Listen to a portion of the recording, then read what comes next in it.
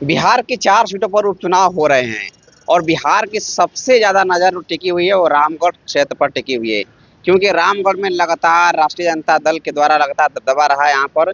लेकिन 2020 विधानसभा चुनाव में जो रामगढ़ से विधायक बने थे सुधाकर सिंह, और वो बक्सर से सांसद हो गए। यहाँ पर उपचुनाव हो रहा है, तारीखों का ऐलान हो गया है और सभी पार्टियों की तरफ से अपना अपना प्रत्याशियों का नामांकन दाखिल होना शुरू हो गया है। लेकिन एक नई पार्टी का पदार्पण हुआ है, जन स्वराज। लेकिन उस जन स्वराज के टिकट को लेकर कहीं न कहीं काफ़ी देर होती चली गई। यहाँ तक भी प्रेस कॉन्फ्रेंस बुलाया गया प्रत्याशियों के नाम के ऐलान को लेकर, तब 5 प्रत्याशियों को सामने कर दिया गया और उसी में से एक प्रत्याशी थे, नाम सामने आया था आनंद सिंह का। उस पेज को, ऑफिशियल पेज पर उस पोस्ट को किया गया और सबसे ज़्यादा उसमें कमेंट आया था, वो आनंद सिंह के नाम से आया था। लेकिन इनको टिकट न देकर वो दिया गया सुशील कुशवाहा को। इसी पर हम बात करेंगे आनंद सिंह से। आपका उसमें सबसे ज़्यादा कमेंट लिस्ट में नाम आया था, लेकिन आपको टिकट नहीं मिला, वो सुशील कुशवाहा को मिल गया। आपने अक्षय कुमार जी बड़ा अच्छा सवाल किया है और सच्चाई भी है, जिसे हम मुकर भी नहीं सकते कि लोगों ने बहुत ज़्यादा मुझे पसंद किया था। लेकिन सवाल है कि जो हम लोगों के रणनीतिकार हैं प्रशांत किशोर जी, उन्हें केवल रामगढ़ नहीं देखना है, उनको बिहार देखना है। और बिहार के पूरे मापदंड पर रामगढ़ अनफिट बैठता था मेरे नाम पर, क्योंकि बिहार में 4 सीट थी और प्रशांत किशोर जी का बहुत पहले एक बयान था कि मैं सभी समाज के लोगों को हिस्सा दूंगा, राजनैतिक हो या सामाजिक हो या भविष्य में आने वाली सरकार में हिस्सेदारी हो। तो उस जगह पर जब उन्होंने सोचा तो आपने देखा होगा कि पूरे बिहार में जितनी फजीहत नहीं झेलनी पड़ी, उससे ज़्यादा फजीहत झेलनी पड़ी बेचारे को आके रामगढ़ में, क्योंकि रामगढ़ के लोग चाहते थे कि आनंद सिंह चुनाव लड़े। लेकिन बिहार में जो मैसेज जाता वह पार्टी के कानून के विरुद्ध जाता, पार्टी के घोषणा के विरुद्ध जाता। तो पहले पार्टी सर्वोपरि है, व्यक्ति सर्वोपरि नहीं है। इसलिए एक व्यक्ति हो सकते हैं आनंद सिंह, जन स्वराज पार्टी नहीं हो सकते। तो पार्टी को प्राथमिकता दी गई, पार्टी के विचारों को प्राथमिकता दी गई, इसलिए हम पार्टी के साथ हैं। नहीं, 5 चेहरों को सामने किया गया, प्रेस कॉन्फ्रेंस बुलाया गया, आज नहीं होगा टिकट का अनाउंस। फिर कल प्रेस कॉन्फ्रेंस बुलाया गया, 5 लोगों का सामने चेहरा आया। फिर प्रशांत किशोर के द्वारा टिकट का अनाउंसमेंट नहीं हुआ, वो किसके द्वारा होगा? अध्यक्ष कार्यकारिणी के जो हैं मनोज भारती के द्वारा किया गया।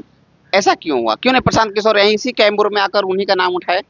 सवाल ये है जी ना कि कभी भी पार्टी के प्रदेश अध्यक्ष ही घोषणा करते हैं, किसी भी पार्टी के कानून यही है। सवाल है कि प्रशांत किशोर जी कर भी नहीं सकते थे, वहाँ मनोज भारती जी होते तो वही करते, लेकिन मनोज भारती जी ने किया, ये कानून है। प्रशांत किशोर जी करते नहीं और नहीं करना था, इसीलिए मनोज भारती जी को तरारी भेज दिया गया था। प्रशांत किशोर कहे थे कि टिकट के अलाउंस समाज में से इसी में उठाकर और सामने करूंगा उसी में से, ये बंद कैमरे में कैसे हो गया? नहीं, समाज से पूछा गया है और समाज में मैं आपसे बताया हूँ कि समाज में जो पार्टी का कानून है उसके बाहर कुछ नहीं किया जा सकता, क्योंकि जन स्वराज पार्टी जनता के सुंदर राज की कल्पना की गई है। तो जनता के सुंदर राज की अगर कल्पना की गई है तो सभी जनता का हिस्सेदारी कायम करना जरूरी है। तो प्रशांत किशोर जी ने हिस्सेदारी कायम किया है पिछड़ा समाज का, कि नहीं सभी समाज से इसमें रहें, कि बिहार को लगे कि एक परिवार के 2-2 लोग नहीं लड़ रहे, एक समाज के 2-2 लोग नहीं लड़ रहे हैं, इसमें समाज के सभी लोग को हिस्सेदारी दी गई है और समाज के सभी लोग इस चुनाव को लड़ रहे हैं। प्रशांत किशोर जाति पर तो बिलीव नहीं करते हैं, कैंडिडेट पर करते हैं, जो अच्छा समाज का व्यक्ति होगा उसी को सामने लाया जाएगा। निश्चित, तो उन्होंने जाति पर बिलीव नहीं किया, लेकिन मैं मानता हूं कि एक बात उन्होंने कहा था दमखम के साथ कि मैं समाज के सभी वर्गों को, और सभी वर्गों में अच्छे लोग हैं उनको मैं खोजूंगा। तो उन्होंने खोजा है और सुशील जी अच्छे प्रत्याशी हैं, इसमें कोई शिकायत नहीं है और कोई आलोचना नहीं है। कहीं ऐसा नहीं तो डील हुआ है? नहीं, ऐसा कहीं कुछ नहीं हुआ है, डील नहीं हुआ है। प्रशांत किशोर इस देश के सबसे बड़े रणनीतिकार व्यक्ति हैं, उनको डील करने की क्षमता रामगढ़ तो छोड़िए, बिहार में किसी के पास नहीं है कि उनको कोई डील कर ले। रामगढ़ में सुधाकर सिंह को चैलेंज दे रहे हैं। सुधाकर सिंह चैलेंज देने के लायक नहीं है प्रशांत किशोर जी के। सुधाकर सिंह अभी निचले पायदान के नेता है और मेरा मानना है कि प्रशांत किशोर को देश जानता है और सुधाकर सिंह को लोकसभा के बाहर खोजिएगा तो बहुत कम लोग जानेंगे। सुधाकर जी बोल रहे हैं कि जन स्वराज के पास कोई ऐसा प्रत्याशी ही नहीं था। सभी प्रत्याशी जो थे वो मुखिया बीडीसी पंचायत तक लायक थे, वो विधानसभा लायक नहीं थे, इसीलिए उनको इतना देर हो रहा था। देखिए, जिसको उन्होंने प्रत्याशी बनाया है उन्होंने अपने जीवन में कोई चुनाव ही नहीं लड़ा। अब समझिए, मुखिया बनना इस देश का लोकतंत्र में सबसे मजबूत व्यक्ति मुखिया बनता है, मेरा मानना है। मुखिया सभी लोग नहीं बनते और वो कह देते हैं कि मुखिया बनने लायक नहीं है। उनको सोचनी चाहिए कि वो जिला परिषद बनने लायक नहीं थे। मुखिया तो मैं मानता हूँ कि लोकतंत्र का सबसे मजबूत व्यक्ति बनता है, और मुखिया की वो बात करते हैं और जिला परिषद खुद नहीं बेचारे बन पाए, और जिसको लड़ा रहे हैं वो मुखिया का चुनाव भी नहीं लड़े हैं।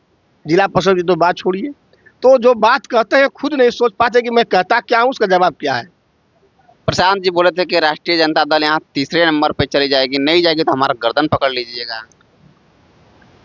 क्या लग रहा है? देखिए, सुधाकर सिंह बहुत कुछ बोल देते हैं। नहीं नहीं, प्रशांत जी ये बात नहीं, प्रशांत जी बोले थे तो मैं वहाँ बैठा ही था, लेकिन मैं कहता हूँ कि देश के बहुत नेता बहुत कुछ बोल देते हैं, कौन किसका गर्दन पकड़ता है। सवाल है कि जब तीसरे नंबर से अगर ये दूसरे नंबर पर चले जाएंगे तब न गर्दन पकड़ने वाली बात होगी। तो पहले नंबर देख लीजिए, चुनाव अभी हुआ नहीं, अभी मतगणना नहीं हुआ, तो ये सवाल तो भी गर्भ में है। और मैं जानता हूं कि रामगढ़ की जनता ने इन्हें दरकिनार कर दिया है, और रामगढ़ की जनता ने जान गया है कि ये समाजवाद नहीं, ये परिवारवाद की पार्टी है और इन्हें बाहर करना है। परिवारवाद की बात कर रहे हैं। जगदानंद सिंह यहाँ से विधायक रहे, सांसद बने, मंत्री बने, इसके बाद उनका बेटा सुधाकर सिंह बने, लेकिन इसके बाद जब अजीत जी लड़े तब इसकी ज्यादा चर्चा हो रही है। खास करके सुधाकर जी के साथ आप भी थे उस समय। बीच की कड़ी आप भूल रहे हैं, एमएलसी का चुनाव भी डॉक्टर पुनीत सिंह लड़े थे। तो आप बताइए कि रामगढ़ में लोग राजद में वोट केवल एक ही परिवार के लोगों के लिए दें। एमएलसी के चुनाव में आपको, सांसद के चुनाव में आपको, विधायक के चुनाव में आपको। अरे भैया, जान तो छोड़िए, यहाँ बहुत नौजवान पढ़े हैं, पढ़े लिखे भी हैं और संघर्षशील भी हैं, सामाजिक सेवा में भी खड़े हैं बेचारे, और पार्टी में भी पढ़े हैं बहुत दिनों से। तो वह लोगों के पास इस सवाल का कोई जवाब नहीं है कि हम कैसे जवाब दें। अनंत सिंह इतने लंबे समय तक आखिर क्यों उस परिवार के साथ डटे रहे? जगदानंद सिंह के साथ पुनीत जी थे, सुधाकर जी, इसके बाद अब अजीत जी जब चुना तब अनंत सिंह वहां से हटे हैं। अब इनको लगा कि नहीं परिवारवाद है। पहले क्यों ऐसा नहीं लगा? तीन लोग वहां पहले इसलिए नहीं लगा कि पहले परिवारवाद नहीं था। आप समझिए, मैं 2000 से ही लगभग इस पार्टी में मजबूती से खड़ा हूँ।